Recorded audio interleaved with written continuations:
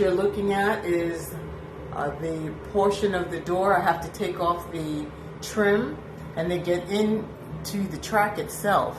Here's a couple of the pieces that fell off. They probably need bolts and screws that go in to hold it up. I'll probably have to lift the door, but let me see how much I have to take off. I'll probably have to take off the drywall atop that in order to be able to reach the door track itself. All right. Because the door track is embedded in the top header wood of the door, I had to open up the wall above it to get at the track holding the door. So I have to cut into the drywall.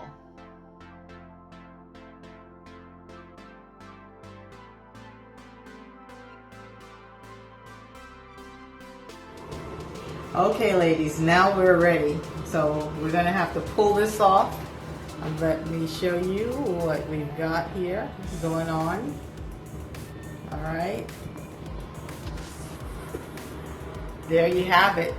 I caused a separation with this tool, and you can see even the corners are ready to pop out as well, all the way across. As you can see on this side of the wall, all I have to do is do a slight pull. Now sometimes you just need a couple of hammers to get underneath, but once you pull it, it should be able to come right off, and it reveals the inside of the wall. And so now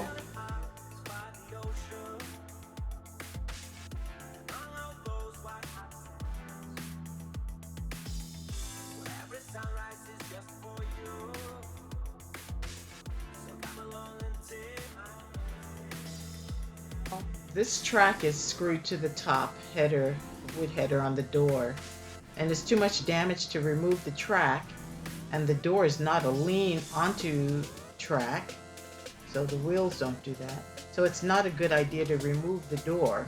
So I'll fix this in place. Done, I'll get back to you and let you see the results. Okay, so this one you have to remember that the door is not levelly hung.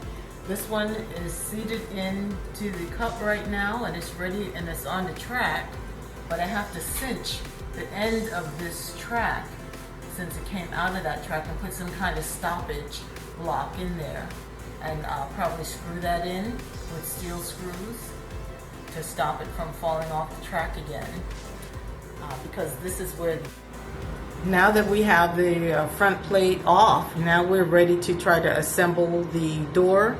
So we're going to try to have a look at the plate that's in there that's left. Let me see if I could see that. See if I could find that. Let's see. I think there it is in the back. I'm going to try to pull it out some more so we can have a good look-see and see if we can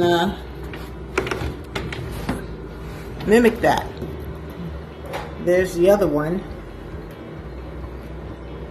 Okay, that's the plate that's back there. That looks like it needs to be repaired also. But this is how it's supposed to hang, so that we have a good idea of what is supposed to be in this track and how. So it looks like these are the two bolts that we need. Let me see. The bolts that we need are this one. I need actually another one for this side as well. It's probably fell off into the door itself, into the frame of the door. So I'm going to have to make my way to get that. And I want to see exactly what it is. I may have to take off this one here. I see there's a bolt there, which is the top of this. So it looks like this goes in to the track, which is easy to put in over here. But by the time you put that into the track, you have to be ready to also screw this into the door. So this has to go into the door. It came off the entrapment, and it's going to take two widgets to hold it, and actually a wrench to try to put it back. So So let me see if I'm getting you what you need, the information you need. There, put the wheels back into the track itself, and the widget's hanging. That has to be caught on by this. I need that bolt to also replace this end. So this is the bolt. I need one bolt here. There's the wheels. I have to catch it, and it's going to actually take a wrench to hold it and put it in place. And it's the same for the other side as well, so it's going to take a little strength to do that. All right, so there you have it, and let me get started and I'll let you see the results. It's always good to have the correct tool to use whenever you have to tighten or untighten the bolts. So I'm going to use this ratchet set. I'm going to have to find out the correct size of that bolt to remove it, and then I may have to run to the store, Home Depot actually, to replace that, or look to see what I have that would replace that bolt in order to get this game started. So let me go ahead and start tightening where I need to tighten, and work on what I've got going on here for now. So let me find the right size and I'll get back with you.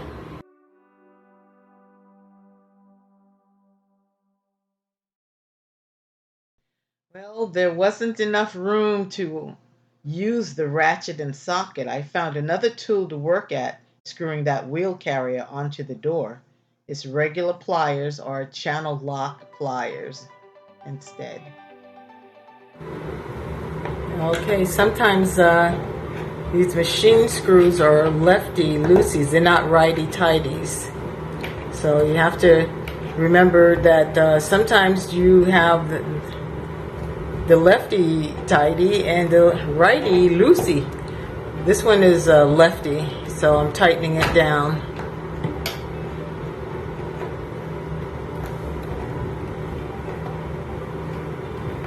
Got one more to do after this. And then we're going to try to lift it and put it back on to this bolt. It's always good to have spacers underneath the door as well. In this case, I have a stick under the door to lift it at least 1 inch off the floor. And that way I can work on lifting the door. Only but perhaps maybe half an inch. Once I get this all tightened down, then I have to get it on the bolt. Once you get it on the bolt, you're going to see that you can actually tighten this or lower it.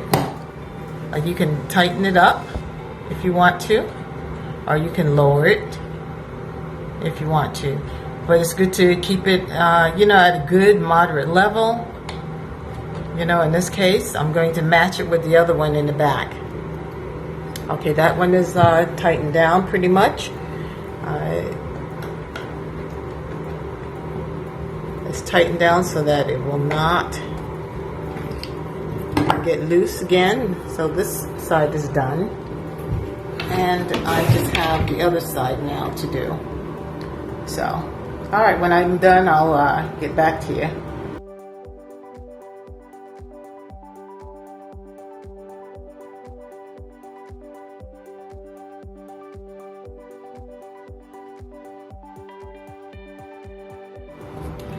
Okay, so now that we've done most of the repair work, I had managed to find a little block to stop the door from sliding past that particular spot, and I managed to screw that in. It looks like the track is in good shape. The door is now working very smoothly. It's the right height. It closes just perfectly. So while both are on there, I'm going to put the face plate back on to the top so that we have drywall to, screw into, and then also screw everything back together. so that I can start working on the drywall piece and get this put back evenly and start the spackling. And that way I'll be ready for a repair job that's completed, and I will be able to redecorate this whole bathroom. All right, thank you for sharing this with me. I'll show you the final results in the last few frames.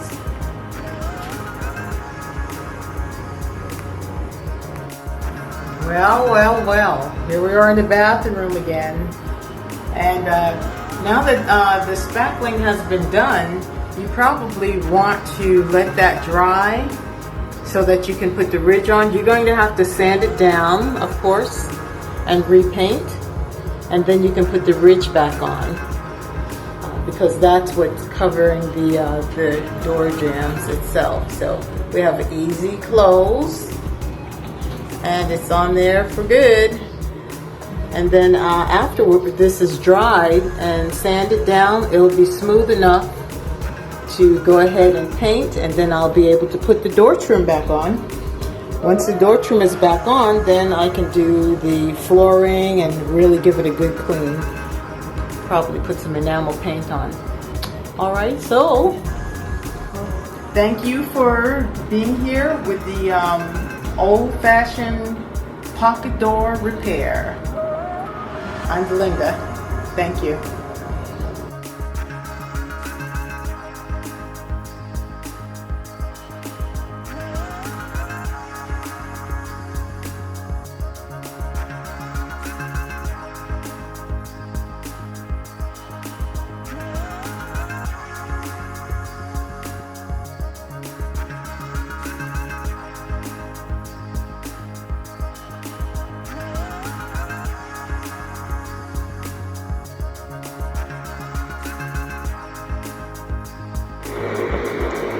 Well, the door has finally been completed and it's hung.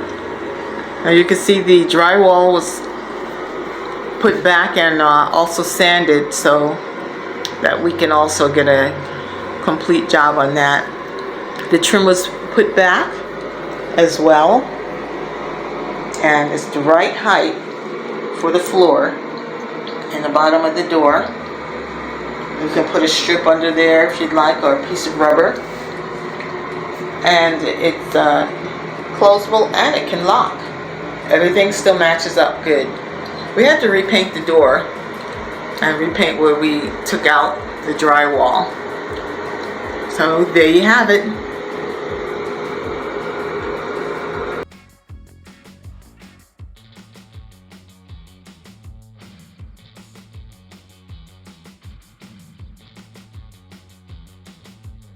Thank you so much for watching my channel, DIY Pocket Door Repair, Fixed with Miss B.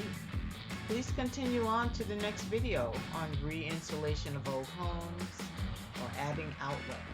There will be other videos of renovating old homes, dilapidated and war-torn, some demolished homes.